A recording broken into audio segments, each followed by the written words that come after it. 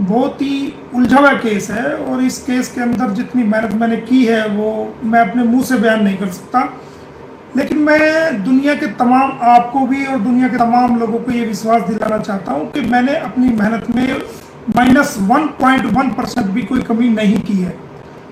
और जहां तक बच्चों का सवाल है, गुलाम हैदर के बच्चों का सवाल है, तो मैंने कोशिश की है एक एक पॉइंट पर मैं उनके बच्चों के लिए काम करूं।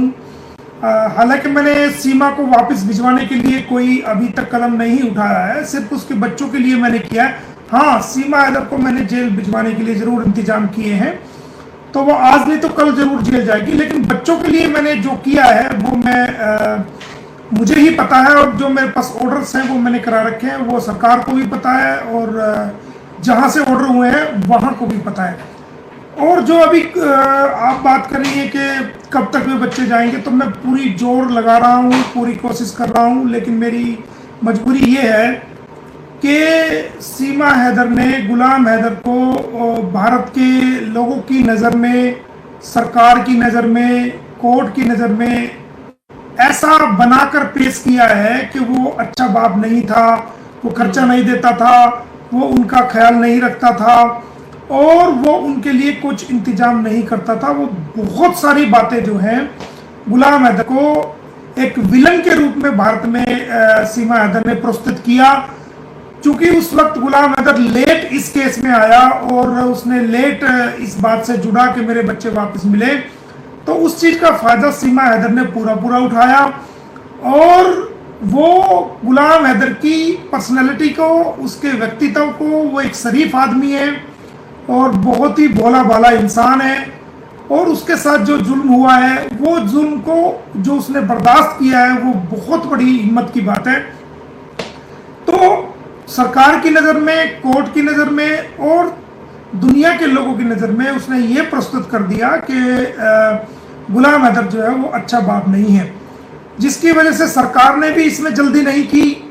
हमारी जो पुलिस की एजेंसियां हैं उन्होंने भी कोशिश नहीं की कि इन बच्चों को डिपोर्ट किया जाए। उन्होंने समझा कि शायद सीमा हैदर ही, इनकी माँ ही इसका बाप का रोल अदा कर रही है और माँ ही माँ का रोल अदा कर रही है। तो गुलाम हैदर पाकिस्तान में मौजूद नहीं है, तो वहाँ बच्चे जाएंगे तो कौन देख रेख करेगा।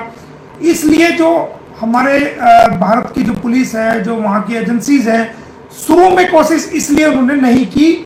और जब तक गुलाम हैदर आया, जब तक बहुत लेट हो चुका था।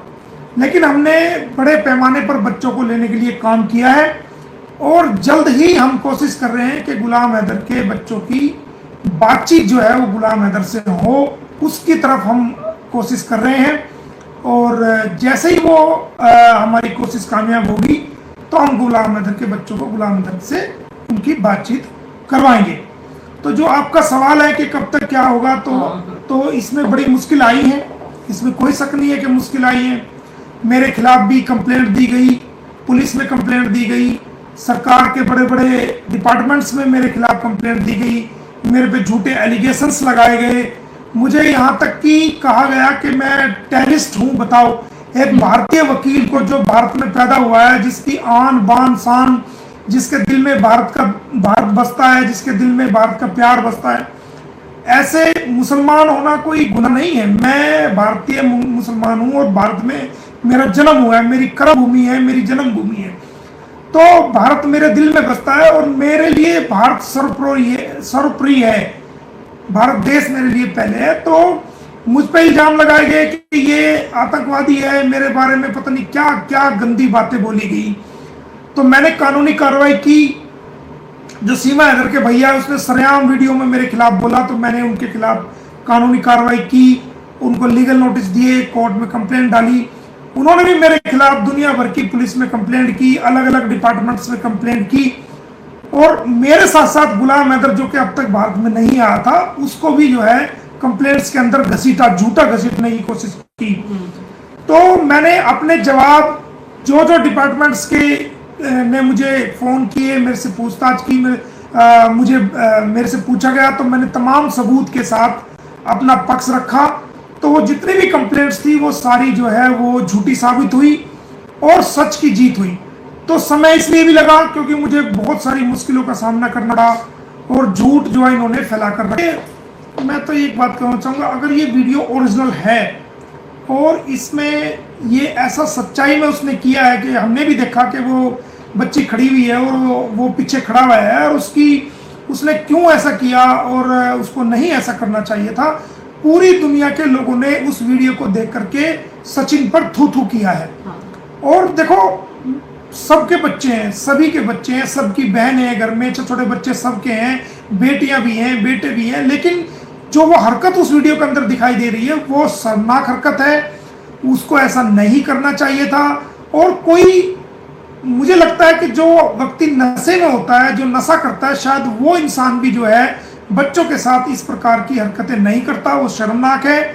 मैं कड़े शब्दों में उसकी निंदा करता हूं। और वो वीडियो भी मैंने कहीं जहां जहां मुझे भेजनी चाहिए थी, अथॉरिटीज को, पुलिस डिपार्टमेंट को और दूसरी जगह, वो मैंने फॉरवर्ड की है और रिक्वेस्ट भी की है कि ये देखिए क्या हो रहा है।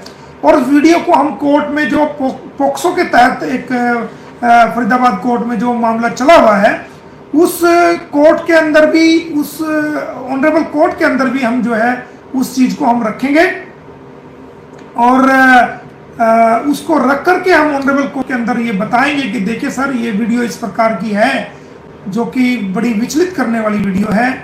तो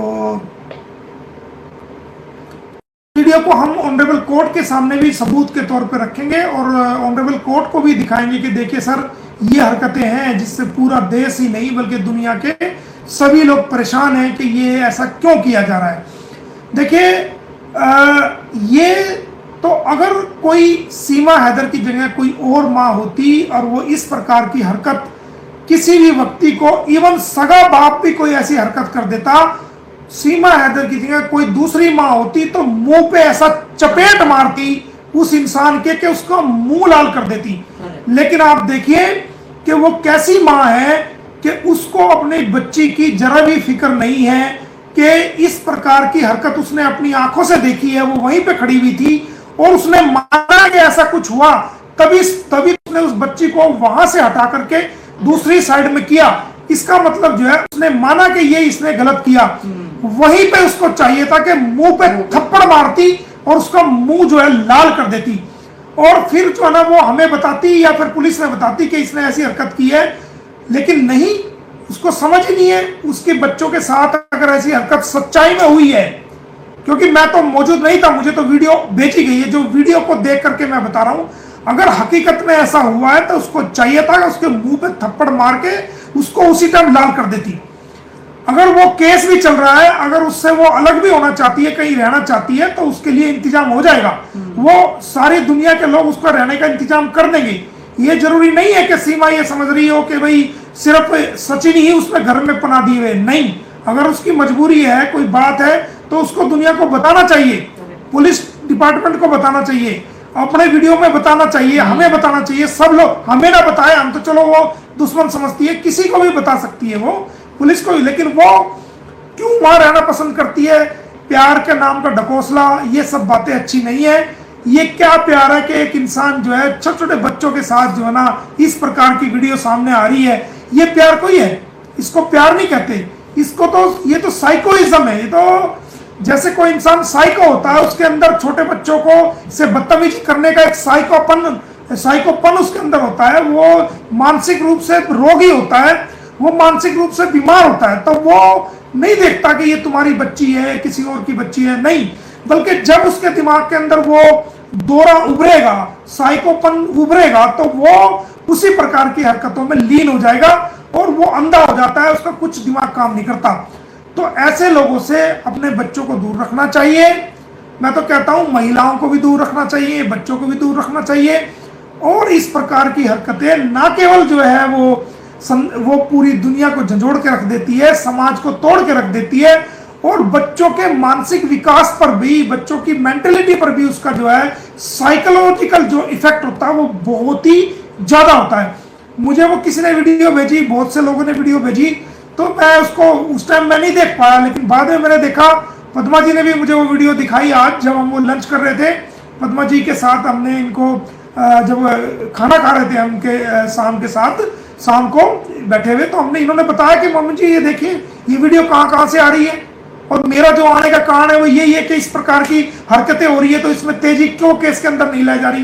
तो हमने इनको प्रॉमिस किया है कि हम पहले से भी काम कर रहे थे, आप इतनी दूर आइए, आपका मान सम्मान किया जाएगा और इस केस के अंदर हम और भी पहले से भी ज्यादा जो है हम तेजी इसको लेके आएंगे। तो देखिए हम ये जो हमने जो मैटर लिया है वो सिर्फ इंसानियत के लिए लिया है, किसी भी इंसान की वाहवाही के लिए, वाहवाही लूटने के लिए हमने बिल्कुल भी नहीं लिया।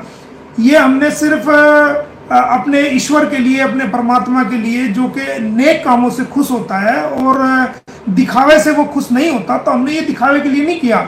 इज्जत तो ऊपर वाले के हाथ में, जिसको चाहे वो इज्जत दे दे, जिसको चाहे वो जलील कर दे। तो आप सब लोग हमें इज्जत देते हैं, ये आप सभी का धन्यवाद है, आप रिस्पेक्ट करते हैं।